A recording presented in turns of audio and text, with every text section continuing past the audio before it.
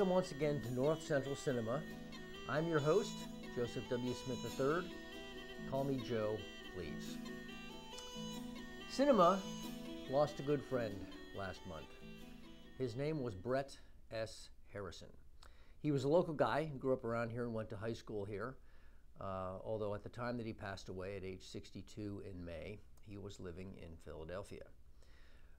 Older viewers may remember the Harrison Brothers meat packing business, which I think was on the west side. That was co-owned by Brett's father, Donald. Or perhaps you may remember some of the film reviews that Brett wrote for the Williamsport Sun-Gazette. He was a part-time film critic, and that is how I got to know him. In fact, we maintained a friendship for years on the internet because he lived in Philly and I didn't get to see him very often. And when I wrote my Under the Radar movie book called The Best Movies You Never Saw a few years ago, Brett was so helpful, suggesting titles and also helping me straighten out some trivia and information. He was just a cornucopia of knowledge about movies, especially older films, that I wound up dedicating the book to him. Now, he and I had a bit of a falling out in January. In a way that makes his passing even harder for me. I'm quite sure we could have patched it up eventually. And then the other thing that's kind of tough for me is that I couldn't really find any official obituary for Brett. Even though he wrote for some newspapers in Philadelphia and also for the Williamsport Sun-Gazette, there was no official obit for him, although the funeral home did post his service. So if you knew him and you want a little bit more information, you can just Google Brett S. Harrison and that service will come up. But as a result of all this, I thought I would spend this installment of North Central Cinema talking about some movies that Brett specifically recommended for my Under the Radar movie book. And I've chosen 4 titles. The first one is called Turtle Diary. It is from 1985. And I chose it not only because Brett recommended it, but also because Brett was a lifelong animal lover. His passion was rescue cats. Turtle Diary obviously is about turtles. In reality, it's really about an middle-aged couple in London who meet sort of randomly at the aquarium, and they decide that they're going to set a pair of aging sea turtles free and get them back to the ocean for their final years. The pair is played by Ben Kingsley, back when Ben actually still had hair, and Glenda Jackson, and they get some help from a friendly zookeeper who tells them the sea turtles really are at the end of their life and should be back in the ocean. Now, this scenario probably sounds a little bit unlikely to you, but the screenplay was written by the venerated 20th century British playwright Harold Pinter, and he does a fine job with it, supported by some excellent performances from the entire cast. It's interesting, though, because Pinter, I think he's not so interested in the turtles per se as he is in the way this modest quest gives sort of purpose and meaning to this couple in an urban milieu that seems to have been cast adrift from all connection in life. And so it's a very hopeful film, and a good one. That's Turtle Diary. And incidentally, Turtle Diary is available in its entirety on YouTube, even now, free of charge. Now, the second film that I chose for you is a truly under-the-radar title from 2019. It's called Standing Up, Falling Down. And its protagonist is a stand-up comic. That's one reason I picked it. Not only did Brett suggest it for the book, but also Brett himself was a part-time stand-up comic. Quite a courageous act for him, as he struggled for most of his life with a stutter or stammer, and he had to fight against that whenever he was on stage. Standing Up, Falling Down features what I think may be Billy Crystal's finest performance. Although he is not the lead, he does not play the protagonist, that struggling stand-up comic is played by Ben Schwartz of TV's Parks and Rec. His life has come to a bit of a standstill, and he strikes up a very unlikely friendship with an aging dermatologist played by Crystal. Crystal's life is kind of a train wreck. He drinks too much, he smokes too much, his family's a mess, he's kind of a slacker, but he's learned a lot. And so he sort of comes alongside this younger fellow and acts like a cheerleader The movie is kind of like a Tuesdays with Morrie, except with more pot smoking and F-bombs. Very, very charming film with a lot of good performances. Standing Up, Falling Down from 2019.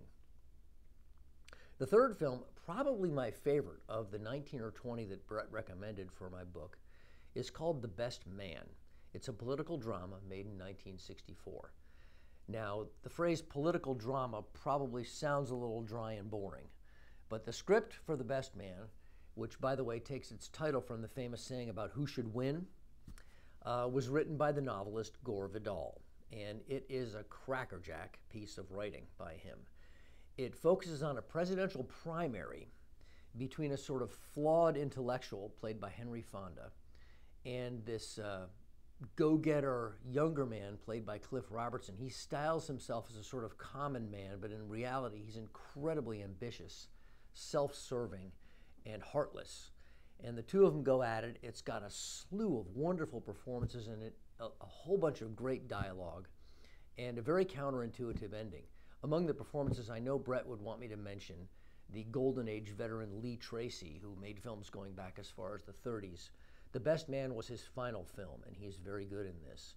And incidentally, The Best Man is also available free of charge in its entirety on YouTube, even as I speak.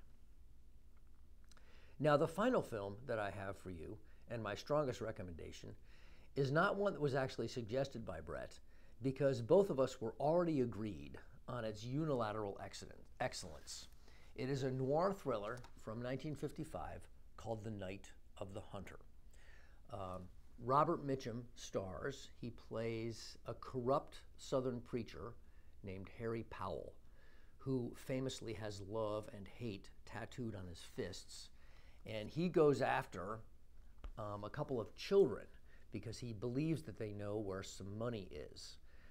It's a powerhouse film, so beautifully filmed.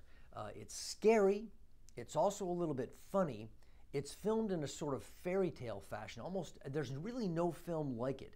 Just visually, it harks back like to the 20s, like German Expressionism.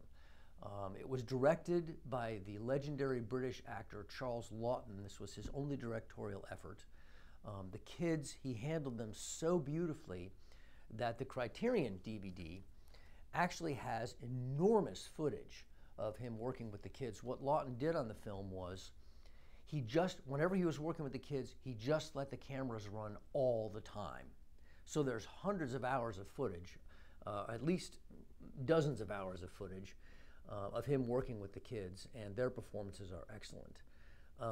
One of the most noteworthy things about it is, whenever you have a film where there's good and evil, or a really powerful villain like the Mitchum character here, it's sometimes tough to come up with a good or morally upright character who has sufficient moral weight in the film to counterbalance the villain. In other words, the villain is more attractive and charismatic than the good guy. That is not the case in The Night of the Hunter, with a late film appearance by silent film superstar Lillian Gish. She has a speaking role here, and she is every bit as good as Powell is bad. So there's Night of the Hunter, a film that I can recommend unequivocally, and Brett loved it too. If you want to honor his memory, watch one of these films. I think he probably would want you to watch Night of the Hunter first. You could also dig into my movie book, where there's a lot of information that Brett provided, and that's called The Best Movies You Never Saw. So, in honor of my late friend Brett S. Harrison, there's 4 titles for you. If you knew him, drop me a line. Let's talk about him a little bit at robwhitefan@gmail.com. That's Rob with 2 B's. And in any case, I'll see you again in a couple of weeks at North Central Cinema. Thank you for joining us.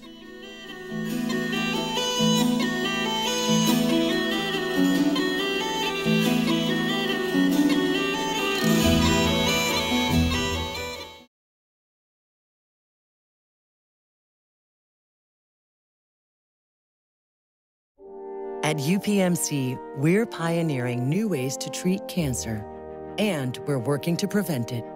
We're advancing new technology to look more closely at disease and helping you breathe easier. We perform the world's first heart-liver transplant, and we're experts at keeping your heart beating strong. We're a global team of more than 90,000, advancing care everywhere and delivering it closer to you. UPMC, life-changing medicine.